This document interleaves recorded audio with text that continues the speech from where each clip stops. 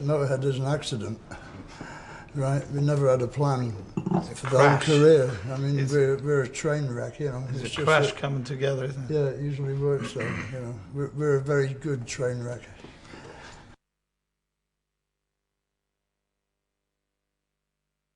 One day, we looked down, towards the end of the recording, we were looking down for titles, and I just said "Kiss of Death," and I just thought it was, there's a touch of romance in it and there's a touch of horror.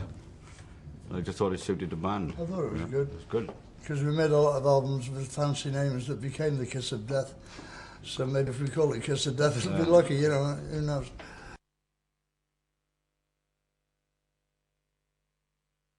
Speaking for myself, probably for the boys, I'm not sick of hearing it by now. Usually, when you finish the record after like 3 or 4 months' work, like 6 weeks later, you can't bear to hear, so, oh God. Yeah, but right. It's still fun now. It's nice. I'm not fed up with it yet, so that's got to be a good sign. Yeah, we've got a couple of guests on the album. We've got Michael Inez from Alice in Chains playing second bass on one track, and we got Cici DeVille playing lead on the ballad. And we've got a vocalist on one. Unknown vocalist. Oh, it's, yeah, an unknown Welsh vocalist. It wasn't Welsh then, was he? Oh. Did we say Welsh then? Yeah. I don't know he was Welsh. Oh, no, that was on Ramones, wasn't it?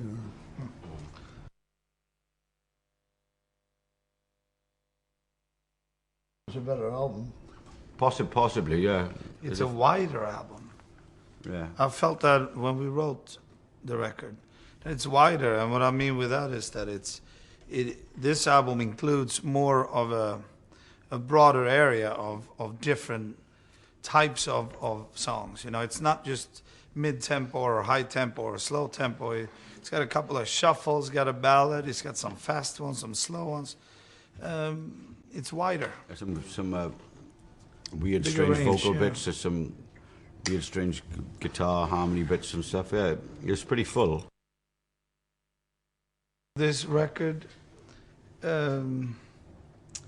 is a mix, to me, between Overnight Sensation and Inferno in a new way, because what I mean with that is that Overnight Sensation was fairly melodic Good and vocals. still, yeah, good vocals and melodic and still fairly hard, you know. And this one, it's got the hardness of Inferno, but it still has very melodic parts, both vocally and guitar-wise, you know, and so to me, it's something in between. It reminds me a bit of Overnight Sensation. First time in my life I did like bass harmonies on a couple of things, so that's good, in my opinion.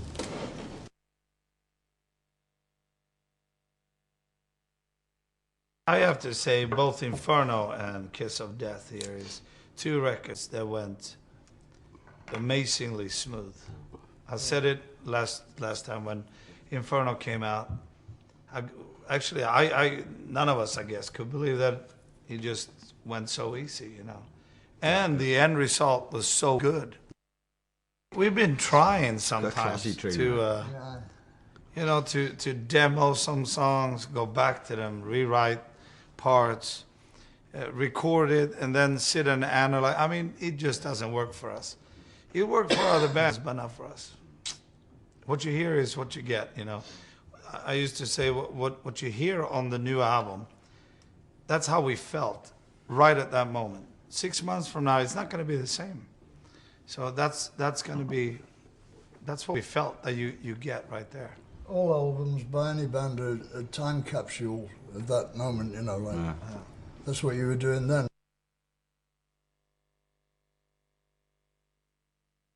I think he knows where we're at, definitely. He's a good musician, you know? I've never heard him play. I've heard him play guitar beat, but I didn't know he played drums. Oh, yeah, he is a drummer, really. I was a bass player, isn't he? That's what he said. He was in a band playing the bass before. And drums he played. Well, bottom line, he's a musician and he seems Perhaps to... we can get him to do the next album and we'll right. fuck off to Costa Rica. Right. Yeah, let's do that. Now we know each other. I knew what was coming. When I put down my drums, I know exactly what the deal is. But even if I do believe that I done a good track, doesn't mean it is good. You know, I have to get a nice outside opinion. And Cameron is great. He's a drummer himself, and he's good. He challenged me quite a bit.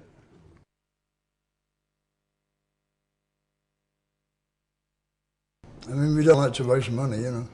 I mean, we ain't that rich. We have as much time as we want, really, but we're realists, like, you know what I mean? And you can only do so much, and then you go overboard. We used to work in fast, you know, because when we didn't have the money, we used to work fast. We just got in the habit of it, you know.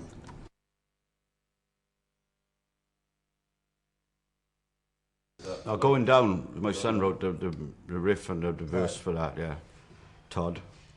I think it's more for the audience to tell us what's good about it. We like to hear, we're fed up of giving our input. We'd really like to hear as much input back from people as we can. You know, as we said in the earlier, or I said, it's a wide record. You know, it's got all these different types of songs, and that's as far as nobody.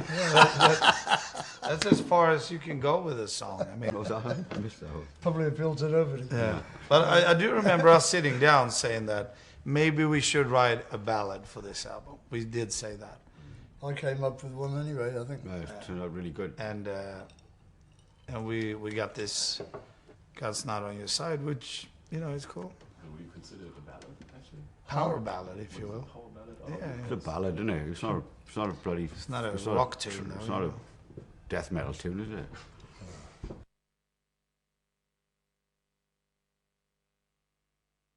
I like Kingdom of the Worm is a good song for Word too. Very good lyrics on that, in my humble opinion. I'm not humble actually at all. I'm fairly arrogant actually. That was a pretty good lyric.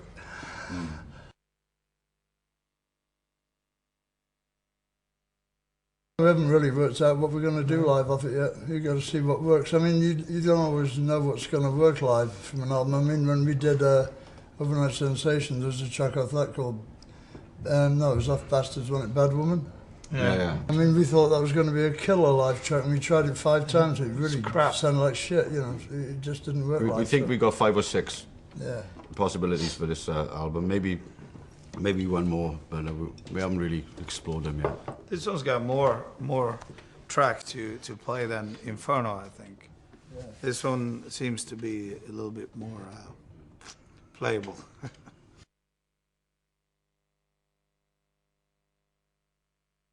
We play festivals, and then we do the tour, and then it's Christmas, and that's And then we it. do another album. And that's it. And then we tour. And then we do festivals. It all rolls and then into we tour one. again, and then we do another album. Give or take 3 or 4 weeks, it's all one big roll.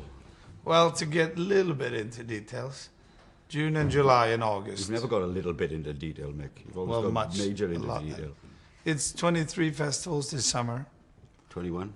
23. One's being cancelled. Now and one being added as well. So. And the European tour starts in October, and includes Germany, Holland, Belgium, a England. lot of other nice countries. England is all on November, I guess, right? Or is it the vice versa? Do we start in England? Which has been added, because I just booked holiday yesterday. I don't know. 25th of August. 23rd of July. That's okay. I don't have to find out where the gigs are. They just, I get on the bus and they stop and I get off it, you know.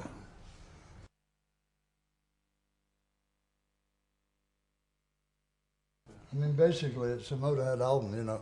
I mean, you get Motörhead. On some tracks, you'll get what you expected, and on a couple of tracks, it might be a bit of a surprise, you know. Apart from that, that's it. Good. Simplicity. Complicated simplicity.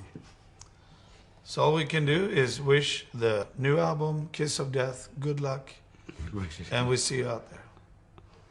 And if you don't like it, we'll make another one until you do like it. Play it again and you might like it. Yeah. Cheers. Cheers. Good job. Salute, boys. Salute.